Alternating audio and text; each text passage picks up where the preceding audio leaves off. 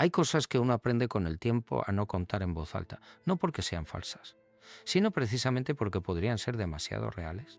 Lo que voy a narrar hoy lleva meses acumulándose en mis archivos, en mis notas, en esas carpetas que guardo en el cajón más profundo del escritorio, el que no abro delante de nadie.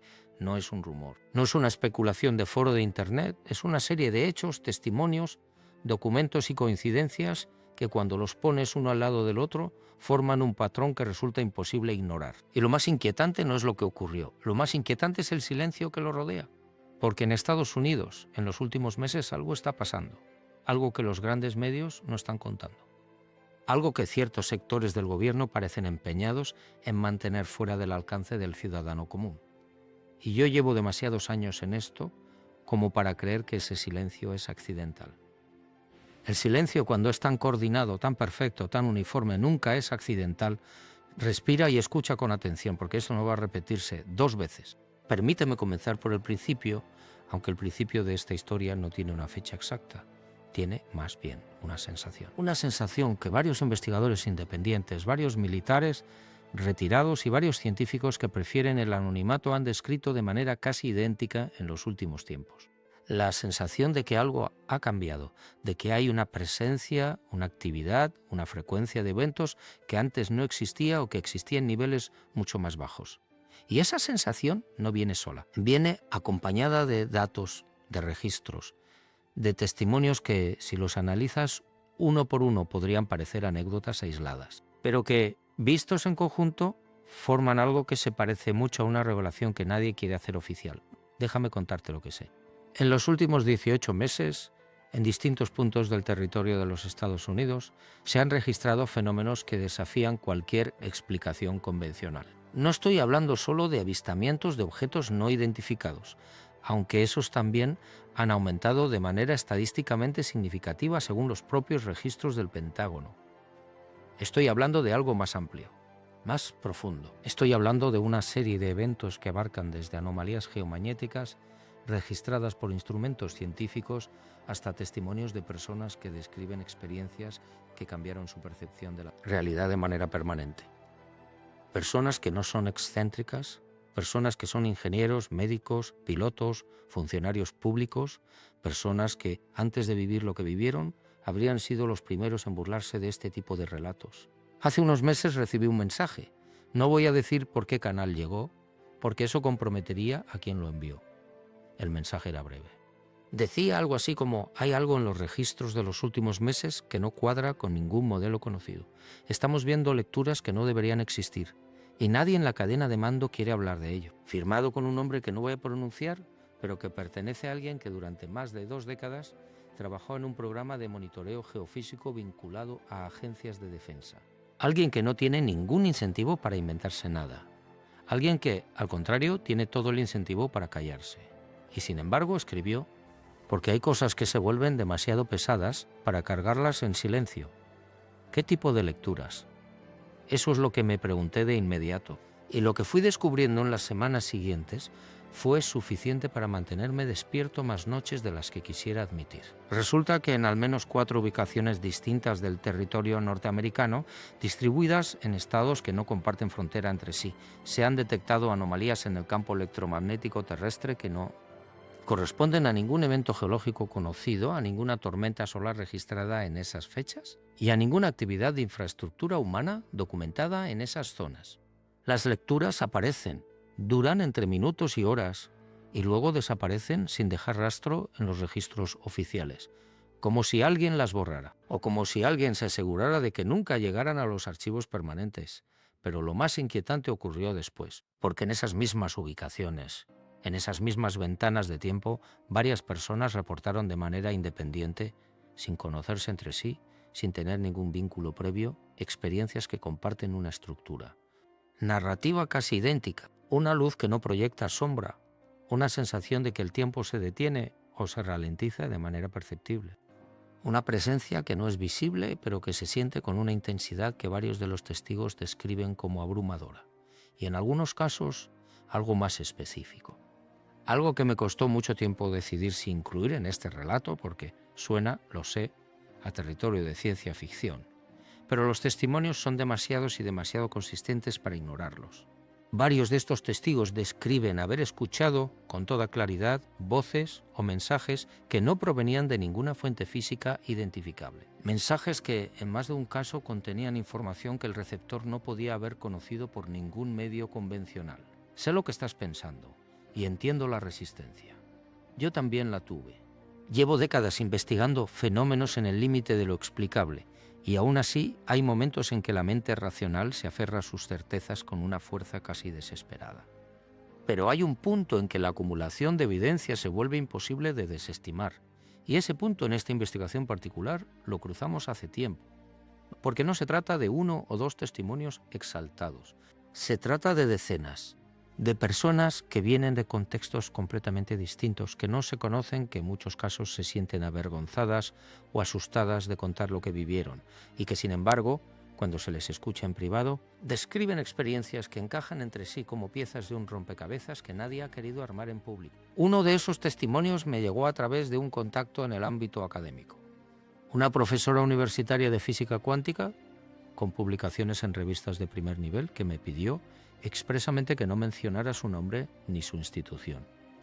Me dijo, y cito con la mayor fidelidad posible sus palabras: lo que me ocurrió aquella noche en el desierto de Nevada no tiene cabida en ningún marco teórico que yo conozca, y conozco muchos.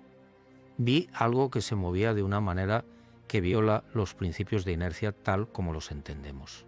No era un dron, no era un avión, no era ningún objeto que yo pueda clasificar. Y lo que más me perturbó no fue el objeto en sí, fue lo que sentí cuando estuvo cerca, una especie de claridad, como si de repente supiera cosas que no había aprendido, como si hubiera un acceso momentáneo a algo que normalmente está cerrado. Eso duró quizá 30 segundos y luego desapareció, pero yo no volví a ser la misma después de eso. Fin de la cita. ¿Qué hace uno con ese tipo de testimonio? Lo descarta porque viene de alguien que debería saber mejor que nadie que esas cosas no existen, o precisamente por eso le presta más atención. Yo llevo años con esa pregunta y la respuesta que he encontrado después de mucho tiempo y muchas conversaciones en lugares que prefiero no nombrar es que los testimonios más significativos casi siempre vienen de personas que tienen todo que perder al contarlos. Porque nadie que quiera inventarse una historia para llamar la atención elige ser una física cuántica con reputación académica que reconoce haber visto algo que contradice su propio campo de estudio. Ese tipo de confesión no se hace por vanidad, se hace porque la experiencia fue tan real, tan contundente, que el peso de callarla se vuelve mayor que el miedo a no ser creído. Y hablando de miedo, hay otro elemento en esta historia que me parece fundamental y que no he visto mencionado en ningún medio convencional. En los últimos meses, en Estados Unidos, se han producido una serie de dimisiones, retiros anticipados y traslados repentinos dentro de ciertas agencias y departamentos que tienen que ver con lo que podríamos llamar de manera genérica el monitoreo del espacio aéreo y de fenómenos anómalos. No voy a dar nombres específicos porque no es mi estilo exponer a personas que no han pedido ser expuestas. Pero el patrón es suficientemente claro como para que quienes saben leer este tipo de señales lo reconozcan de inmediato. Cuando hay una salida masiva de personal técnico especializado en un área sensible, en un periodo de tiempo corto y sin una explicación pública coherente, eso no es una coincidencia, eso es una señal. La pregunta es qué tipo de señal. Una de las posibilidades que he estado considerando y que varios de mis contactos más informados también han barajado es que estamos ante un momento de inflexión. Un momento en que la información que durante décadas se ha mantenido compartimentada, fragmentada, distribuida en silos que nunca se comunicaban entre sí, está empezando a filtrarse. No de manera coordinada, no de manera oficial, sino de la única manera en que las cosas verdaderamente importantes suelen filtrarse, a través de las personas que ya no pueden seguir siendo parte del sistema de silencio, a través de los archivos que alguien olvidó destruir, a través de los testimonios que empiezan a circular en voz baja entre quienes tienen ojos, para ver y oídos para escuchar. Hace años, cuando empecé a investigar estos temas, un hombre mayor que había trabajado en inteligencia militar me dijo algo que nunca he olvidado. Me dijo: la verdad nunca se revela de golpe, se filtra. Como el agua a través de la piedra, lentamente, pacientemente, y cuando finalmente llega al otro lado parece que siempre estuvo ahí. Yo pensé entonces que era una metáfora poética. Con el tiempo he llegado a creer que era una descripción técnica de cómo funciona realmente la divulgación de información clasificada en los sistemas de poder. No hay un gran momento de revelación. Hay un proceso largo, lento, a veces doloroso, en el que la verdad se va abriendo paso a pesar de todos los esfuerzos por contenerla. Y ese proceso, me parece, está acelerándose. Lo que está ocurriendo en Estados Unidos en este momento no es un evento aislado. Es parte de algo más grande. Algo que lleva décadas gestándose y que ahora, por razones que no son del todo claras para mí, está llegando a una especie de punto crítico. ¿Por qué ahora? Esa es la pregunta que me hago constantemente. ¿Qué ha cambiado? ¿Qué ha hecho que el flujo de información, que durante tanto tiempo fue un goteo apenas perceptible, se esté convirtiendo en algo más parecido a una corriente? Parte de la respuesta podría estar en la tecnología, en el hecho de que hoy es prácticamente imposible controlar completamente el flujo de información de la manera en que se controlaba hace 30 o 40 años. Las cámaras están en todos lados, los sensores están en todos lados. Los testigos tienen la capacidad de documentar y compartir lo que ven en tiempo real, antes de que nadie pueda intervenir para silenciarlos.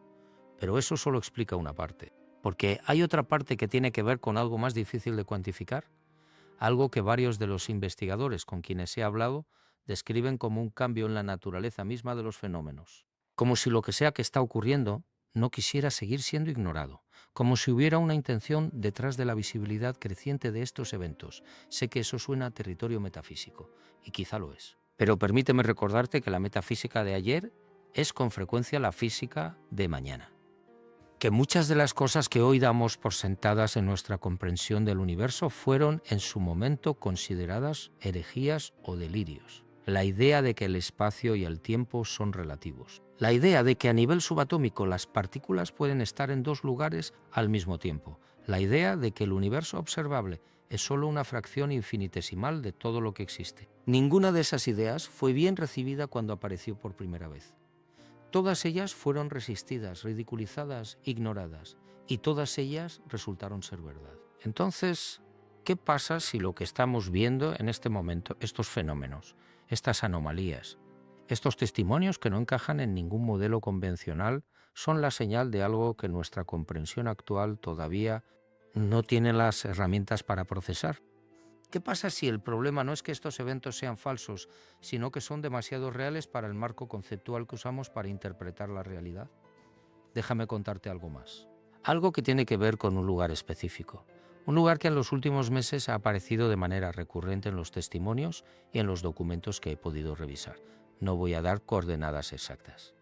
No es prudente, pero sí puedo decir que se trata de una zona del suroeste de los Estados Unidos, una zona que históricamente ha concentrado una densidad inusualmente alta de avistamientos, de eventos anómalos, de actividad que no corresponde a ninguna operación militar conocida y que las comunidades indígenas de esa región llevan siglos describiendo en sus tradiciones orales como un lugar de acceso. Un lugar donde los mundos se tocan, donde lo que normalmente está separado se vuelve poroso.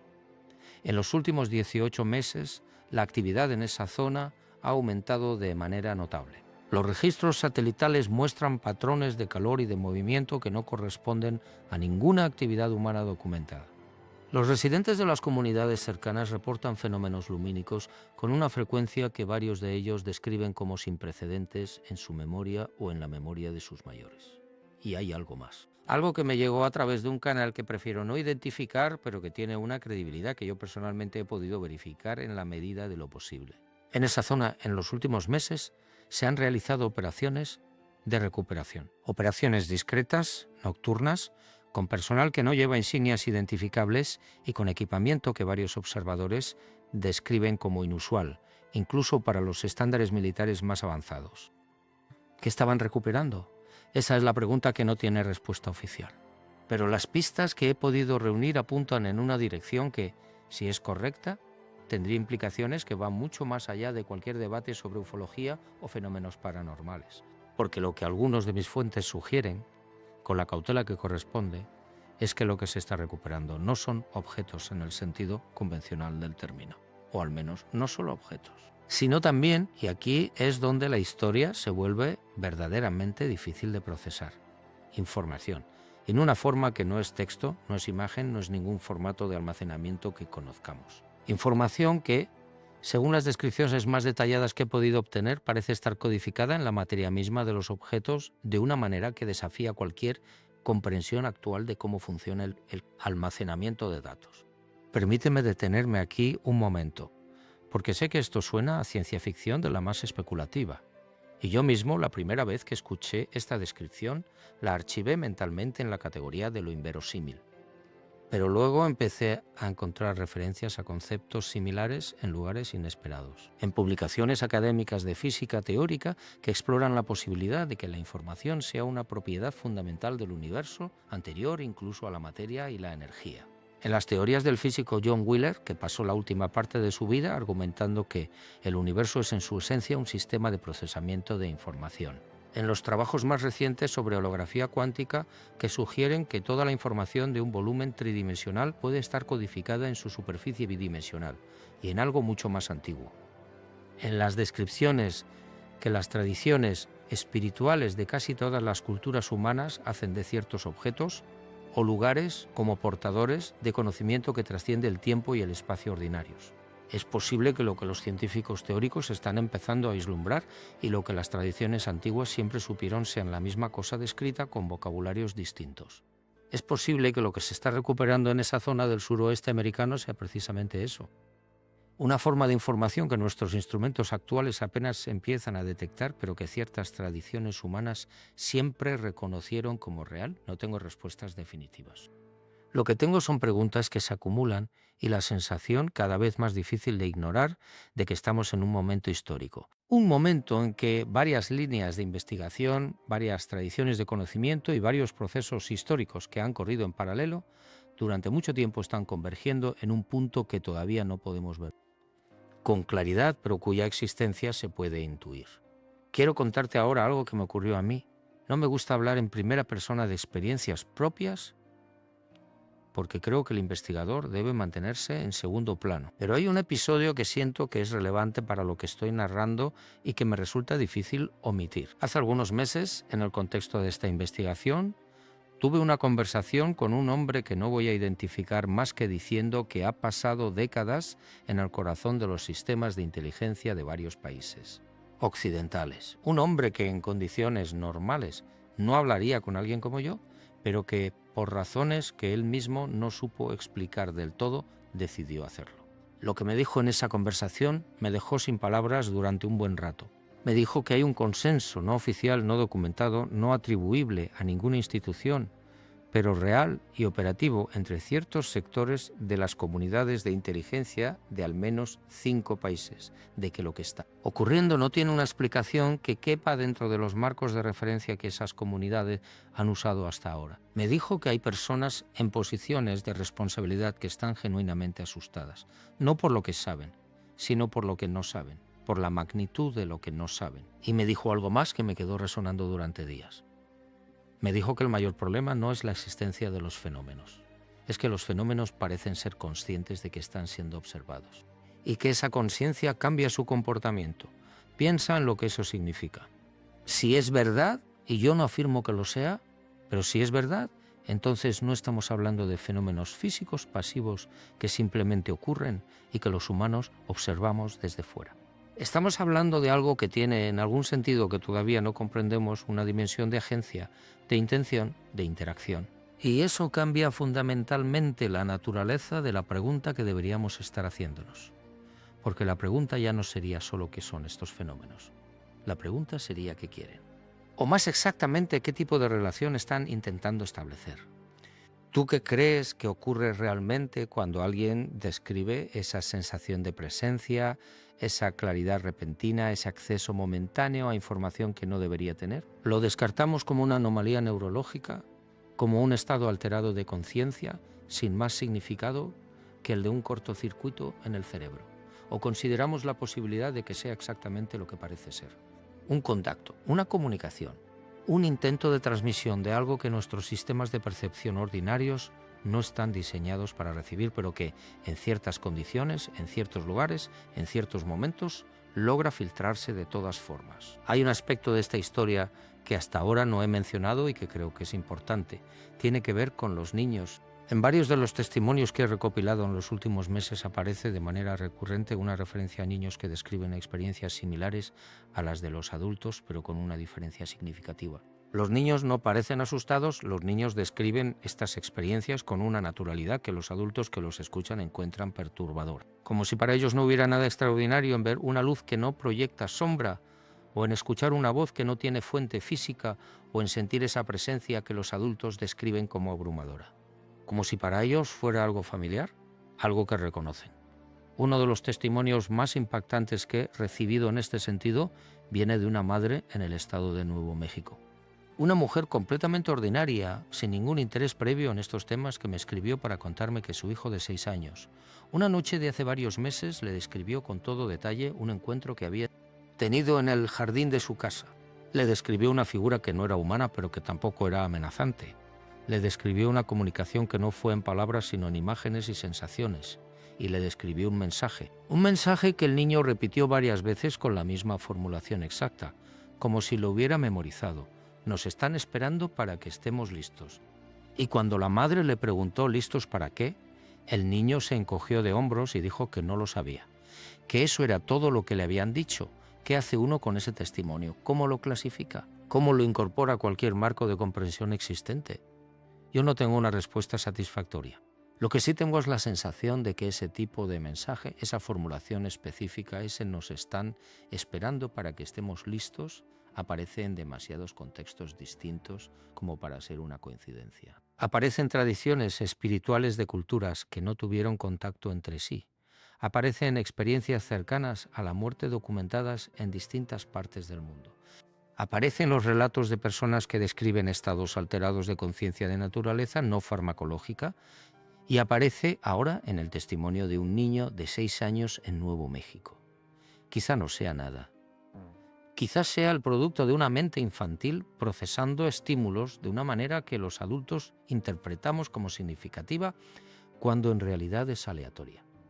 Pero quizás, solo quizá, sea exactamente lo que parece. Una señal que lleva mucho tiempo enviándose y que solo algunos, en ciertos momentos, en ciertas condiciones, son capaces de recibir.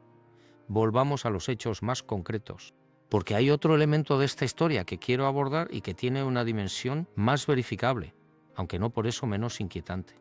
En los últimos meses, varios investigadores independientes han documentado un aumento significativo en lo que se conoce como eventos de sincronicidad masiva.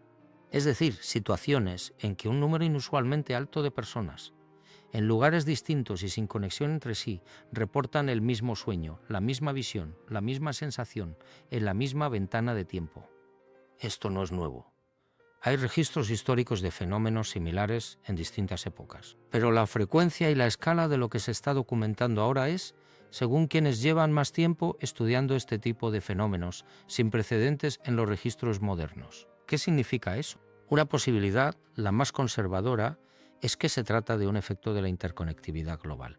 Que la información circula tan rápido y de manera tan ubicua que las experiencias se contagian y se amplifican de maneras que antes no eran posibles. Puede ser. Pero esa explicación no da cuenta de los casos en que las personas reportan la experiencia antes de haber tenido acceso a cualquier información externa sobre ella. Antes de haber visto ninguna noticia, ningún post, ningún comentario. Los casos en que la experiencia parece preceder a la información, no seguirla. Hay un físico teórico, cuyo nombre no mencionaré porque sé que prefiere mantenerse al margen de este tipo de discusión pública, que lleva años trabajando en modelos matemáticos para describir lo que él llama campos de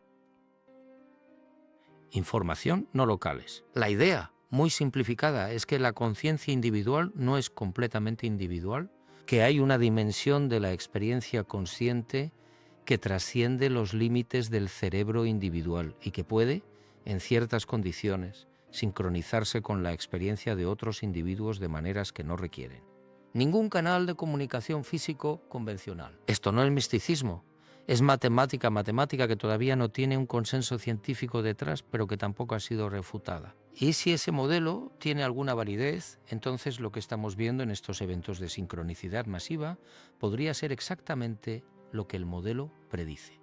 Un campo de información que, por razones que todavía no comprendemos, está activándose de una manera nueva. que está generando resonancias en la conciencia colectiva que se manifiestan como experiencias compartidas, como sueños comunes, como visiones que aparecen en múltiples mentes al mismo tiempo. ¿Por qué ahora? ¿Por qué esta intensidad? ¿Por qué esta frecuencia? Esas son las preguntas que no me dejan dormir y que, sospecho, tampoco dejan dormir a algunas personas en posiciones de poder que saben más de lo que dicen. Hay un documento, no voy a describirlo con más detalle del necesario para no comprometer a quien me lo facilitó. Pero hay un documento que circula en ciertos círculos de personas que trabajan o han trabajado en los márgenes de los sistemas de inteligencia y defensa de los Estados Unidos. Un documento que, según quienes lo han visto, es genuino, aunque no oficial. Un documento que describe, con un nivel de detalle técnico que resulta difícil de fabricar, una serie de protocolos desarrollados en los años 90 para el manejo de lo que se denomina, con una terminología deliberadamente vaga, contacto de naturaleza no convencional. Los protocolos incluyen procedimientos para la gestión de testigos, para la contención de información, para el análisis de materiales recuperados y, lo más llamativo, para algo que el documento describe como preparación de interfaz, una preparación que, según la descripción, tiene como objetivo no tanto entender los fenómenos como establecer las condiciones para una comunicación que el documento asume que es posible y que es deseable desde el otro lado. Desde el otro lado, esa formulación me pareció extraordinariamente significativa, porque no dice desde el espacio, no dice desde otra civilización, dice desde el otro lado, como si quien redactó ese documento tuviera en mente algo que no es exactamente extraterrestre en el sentido convencional del término, algo que está más cerca, algo que está, de alguna manera, dentro del mismo continuum de realidad que habitamos, pero en una dimensión o frecuencia que normalmente no percibimos. Esto conecta con algo que he encontrado en mis investigaciones de manera recurrente y que creo que es uno de los aspectos más subestimados del debate sobre estos fenómenos.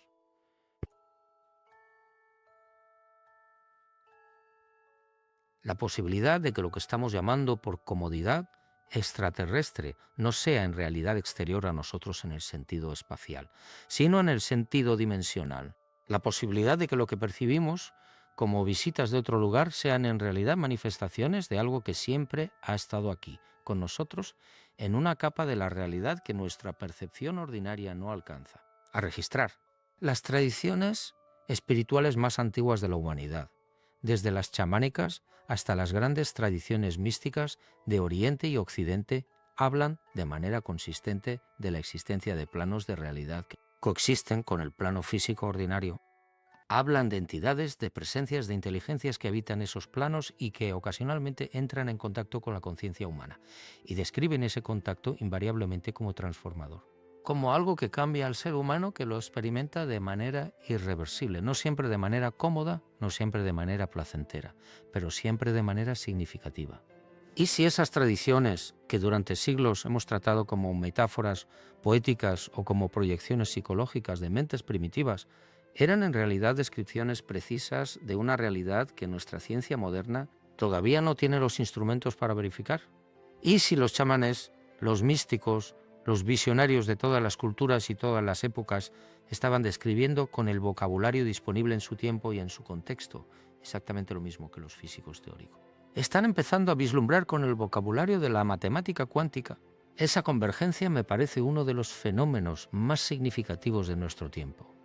Y es una convergencia que, curiosamente, también está ocurriendo en Estados Unidos en este momento. Hay grupos de investigadores, algunos vinculados a instituciones académicas y algunos completamente independientes que están trabajando en el punto de intersección entre la física cuántica, la neurociencia de la conciencia y lo que podríamos llamar el estudio serio de las tradiciones de conocimiento no convencional.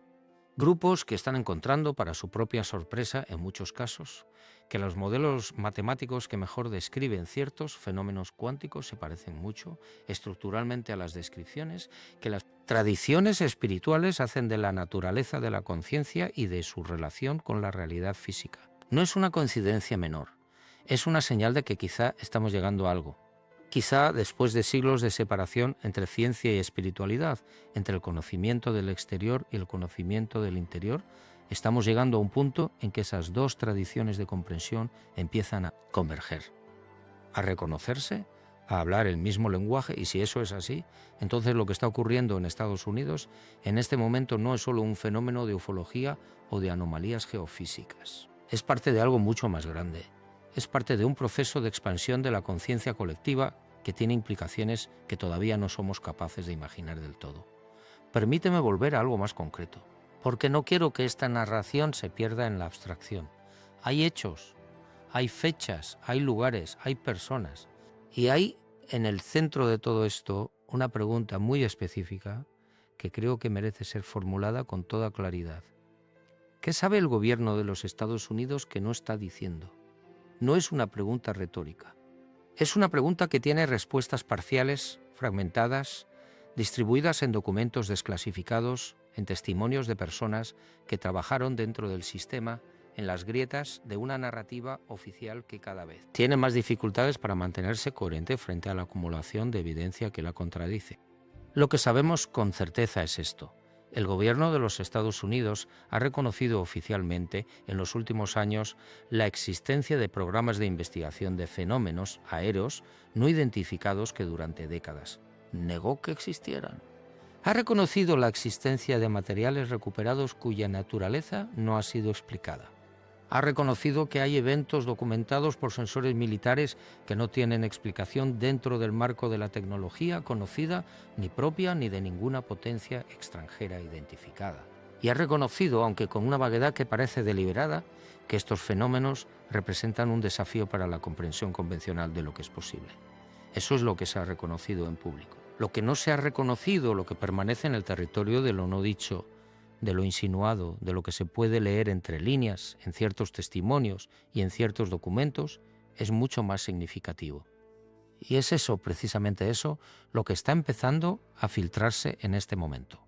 Hay personas que saben, personas que han visto cosas que no pueden ser explicadas por ningún marco de referencia convencional.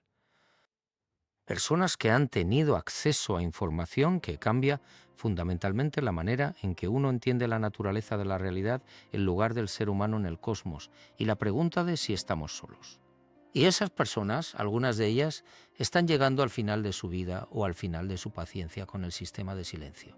Y están empezando a hablar, no en ruedas de prensa, no en declaraciones oficiales, sino en conversaciones privadas, en mensajes cifrados, en testimonios que circulan de manera discreta entre quienes saben dónde buscar. Yo he escuchado algunos de esos testimonios, no todos los que quisiera, pero suficientes como para tener una imagen incompleta pero coherente de lo que se está revelando.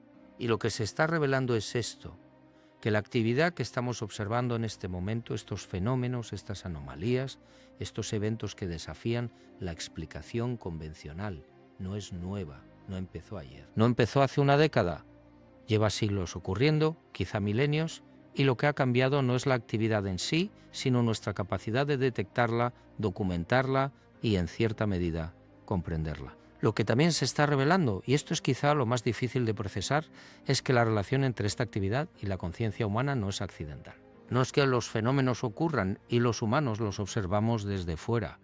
Es que hay una interacción, una relación, una danza, si se me permite la metáfora, entre lo que sea que está produciendo estos fenómenos y la conciencia de los seres humanos que los experimentan. Y esa danza parece tener una dirección.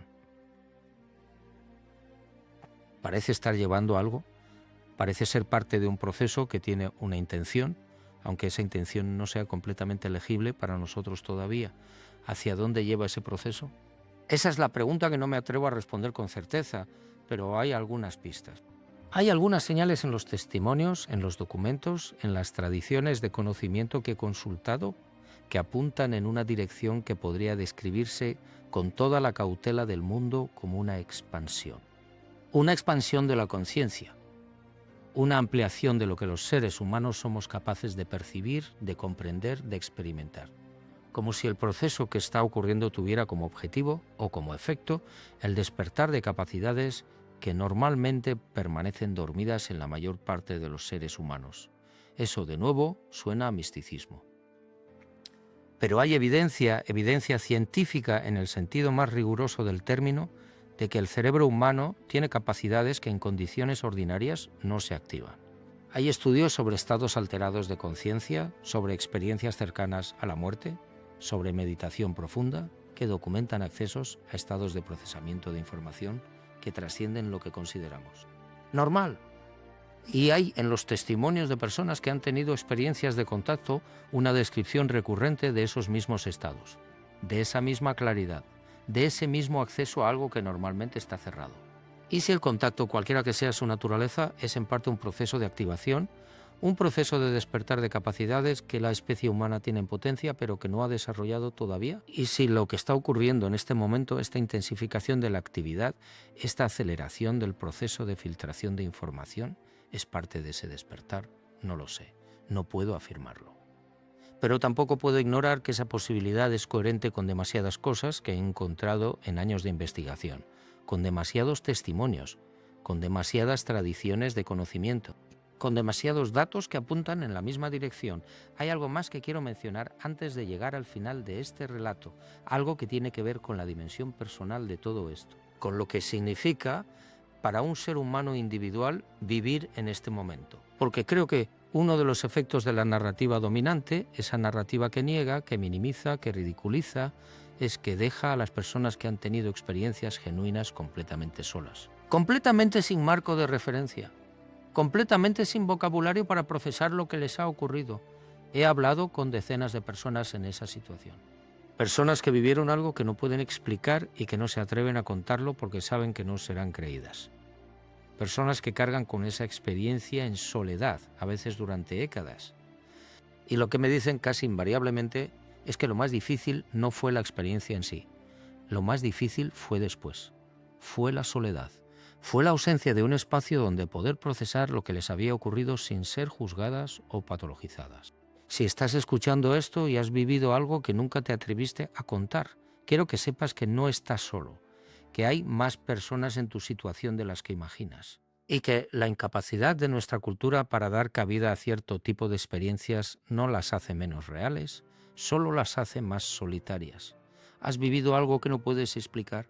Algo que cambió tu manera de ver la realidad y que guardas en silencio porque no sabes cómo contarlo.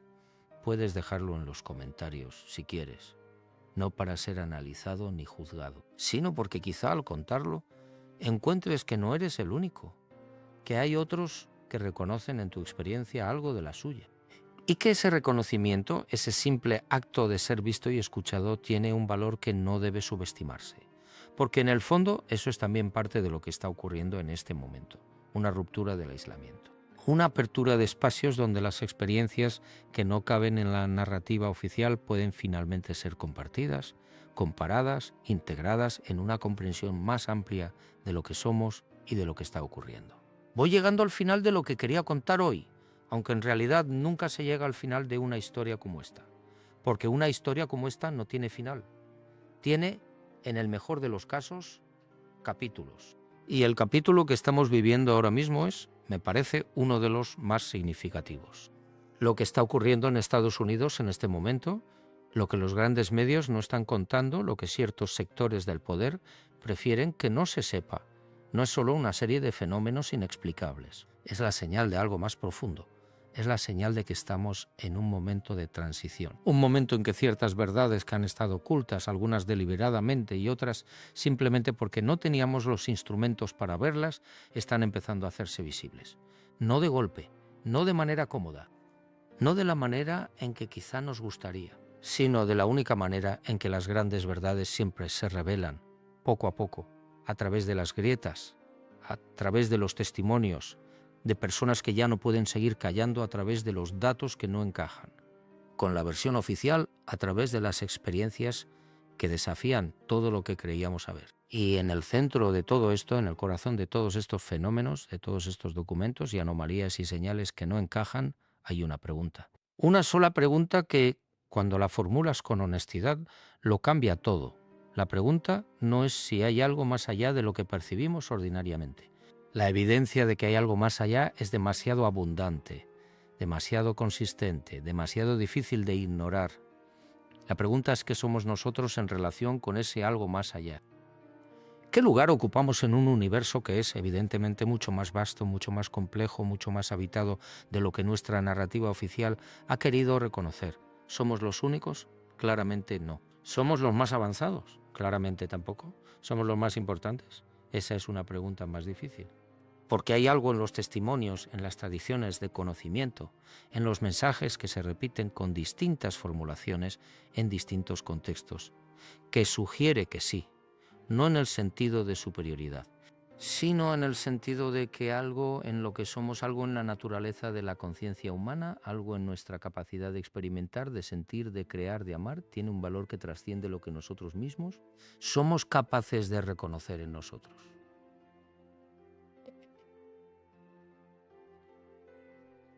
Que hay algo en el ser humano que es, en algún sentido, que todavía no comprendemos del todo extraordinario. Quizá eso es lo que está siendo señalado. Quizá eso es lo que los fenómenos, los mensajes, los contactos están intentando comunicar de maneras que nuestros sistemas de percepción apenas empiezan a recibir. Que hay algo en nosotros que está esperando ser reconocido, algo que está esperando ser despertado y que el universo, en su vastedad y en su misterio, tiene una paciencia infinita para esperar a que lo hagamos. Pero quizá también, y esto es lo que más me inquieta en las noches de insomnio, quizá esa paciencia tiene un límite. Quizá hay una ventana, un periodo de tiempo en que la oportunidad de dar ese paso, de hacer ese reconocimiento, de despertar a lo que somos, está disponible de una manera que no siempre lo estará. Y quizá estamos en esa ventana ahora mismo. Quizá eso explica la intensificación, la aceleración, el aumento en la frecuencia y la visibilidad de los fenómenos. Quizá no es que el universo esté impaciente, quizá es que el universo está siendo generoso, está dando señales, está haciendo todo lo posible para que las veamos. Y nosotros, mientras tanto, seguimos mirando hacia otro lado, seguimos eligiendo la comodidad de la ignorancia sobre el vértigo de la comprensión. Seguimos prefiriendo las versiones simples, las explicaciones que no nos obligan a revisar nada fundamental, las narrativas que nos dejan exactamente donde estamos, sin tener que crecer, sin tener que cambiar, sin tener que enfrentarnos a la posibilidad de que todo lo que creemos saber sobre nosotros mismos y sobre la realidad que habitamos es solo el primer capítulo de una historia mucho más larga y mucho más extraordinaria. Eso es lo que está ocurriendo en Estados Unidos. Eso es lo que nadie está contando, no porque no haya nada que contar, sino porque lo que hay que contar es demasiado grande para los formatos habituales, demasiado desafiante para los marcos de referencia convencionales, demasiado real para la versión de la realidad que nos han enseñado a aceptar. Yo llevo décadas investigando en los márgenes de lo explicable. He visto cosas que no puedo explicar, he escuchado testimonios que no puedo ignorar, he leído documentos que no debería haber leído.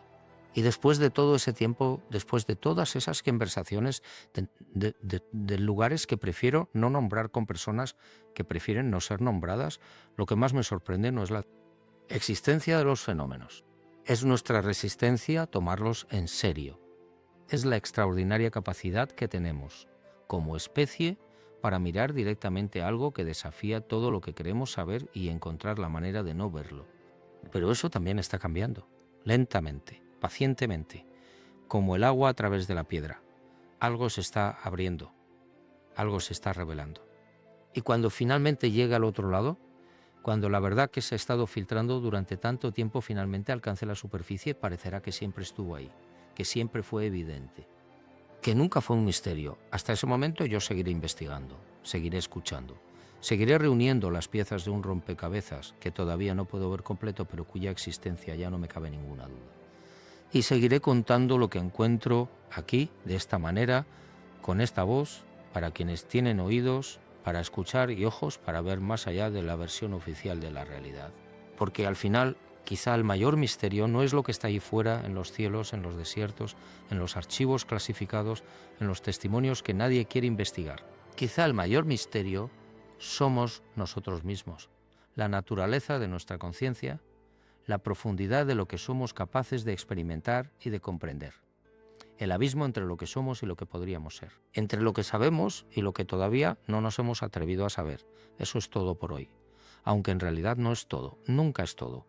Siempre hay más, siempre hay otra pieza. Otro testimonio, otro documento que alguien olvidó destruir, otra señal que el universo está enviando con una paciencia que debería avergonzarnos. Sigue buscando, sigue preguntando. Y si alguna vez sientes esa presencia, esa claridad repentina, ese acceso momentáneo a algo que normalmente está cerrado, no te asustes, no lo descartes, quédate con ello, escúchalo, porque quizá, solo quizá, es exactamente lo que parece ser.